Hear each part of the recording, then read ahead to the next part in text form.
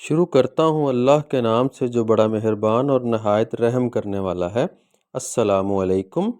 حضرت سلیمان علیہ السلام کے والد کا نام حضرت داؤد علیہ السلام تھا۔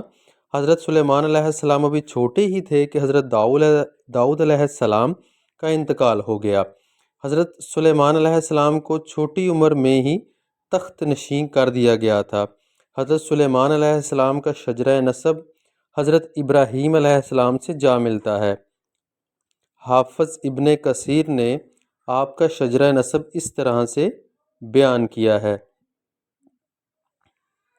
سلیمان بن داؤد بن عیشا بن عامر بن سلمون بن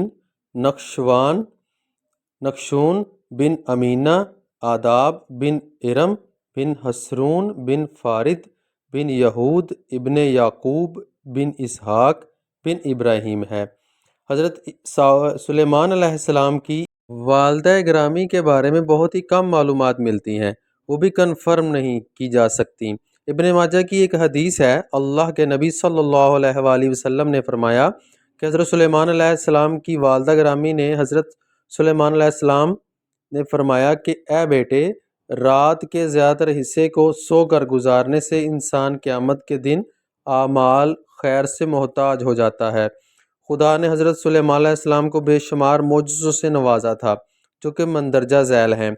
نمبر 1، اللہ تعالیٰ نے حضرت سلیمان علیہ السلام کو اتنی بڑی بادشاہت عطا کی تھی جو کہ نہ کسی کے پاس ہے اور قیامت تک اللہ تعالیٰ نہ کسی کو عطا کرے گا۔ نمبر 2، اللہ تعالیٰ نے جن اور انسان حضرت سلیمان علیہ السلام کے تابع کر دیے تھے۔ نمبر 3، اللہ تعالیٰ نے حضرت سلیمان علیہ السلام کو کائنات کے ہر چرند پرند اور جانوروں کی زبان کو سمجھنے اور ان سے باتیں کرنے کی صلاحیت عطا کر رکھی تھی۔ نمبر 4، حضرت سلیمان علیہ السلام کے لیے اللہ تعالیٰ نے ہوا کو حکم دے رکھا تھا کہ حضرت سلیمان علیہ السلام کو سیر و سیاحت ایک جگہ سے دوسری جگہ جانے کے لیے ہر وقت حاضر رہا کر۔ حضرت سلیمان علیہ السلام ہوا کے ذریعے اپنا سفر بڑی تیزی کے ساتھ طے کرتے تھے اور کئی مہینوں کا سفر دنوں میں طے کر لیا کرتے تھے۔ نمبر 5، اللہ تعالیٰ نے حضرت سلیمان علیہ السلام کے لیے تانبے کا چشمہ عطا کیا تھا۔ نمبر 6، حضرت سلیمان علیہ السلام کی 99 بیویاں تھیں۔ ایک دفعہ حضرت سلیمان علیہ السلام نے فرمایا کہ میں ساری رات اپنی ساری بیویوں کے پاس باری باری جا کر ہم بستری کروں گا اور سب کے گھروں میں لڑکا پیدا ہوگا۔ میرے یہ سب لڑکے اللہ تعالیٰ کی راہ میں جہاد کریں گے۔ یہ بات کرتے ہوئے حضرت سلیمان علیہ السلام انشاءاللہ تعالیٰ کہنا بھول گئے تھے۔ انشاءاللہ نہ کہنے کا نتیجہ یہ نکلا کہ 99 بیویوں میں سے صرف ایک بیوی کو حمل ہوا، وہ بھی کچا بچہ تھا جو کہ اپنی تعمیل تک نہ پہنچ سکا۔ اس واقعے کو حدیث پاک میں اس طرح بیان کیا گیا ہے کہ حضرت سلیمان علیہ السلام نے اس وقت انشاءاللہ فرما دیا ہوتا تو سب بیویوں کے گھر لڑکے پیدا ہوتے اور وہ سب اللہ کی راہ میں گھوڑوں پر سوار ہو کر جہاد کے لیے نکلتے۔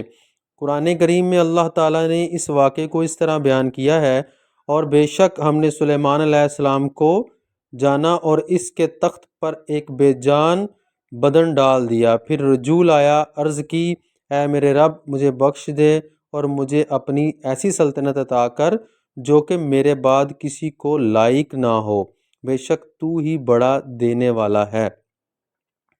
حضرت سلیمان علیہ السلام کے اس واقعے سے ہم کو یہ سبق حاصل ہوتا ہے کہ ہم جو کام کرنے لگیں تو انشاءاللہ تعالیٰ کہنا مت بھولیں۔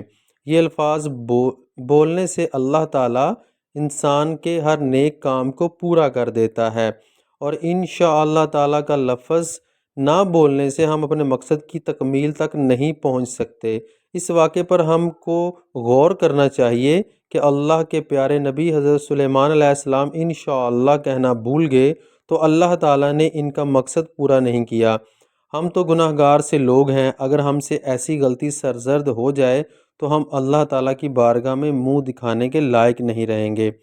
اس لیے پیارے دوستو، جو بھی کام کرنے کا ارادہ رکھو تو انشاءاللہ کہنا نہ بھولیے گا، تو اللہ تعالیٰ آپ کے اس نیک ارادے کو ضرور پورا کرے گا انشاءاللہ۔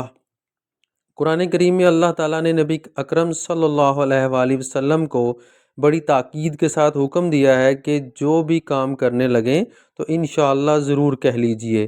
قرآن پاک میں اللہ تعالیٰ کا حکم ہے، اور ہرگز کسی کی بات کو نہ کہنا میں کل یہ کر دوں گا، مگر یہ کہ اللہ چاہے، اور اپنے رب کو یاد کر جب تو بھول جائے۔ جزاک اللہ خیرہ۔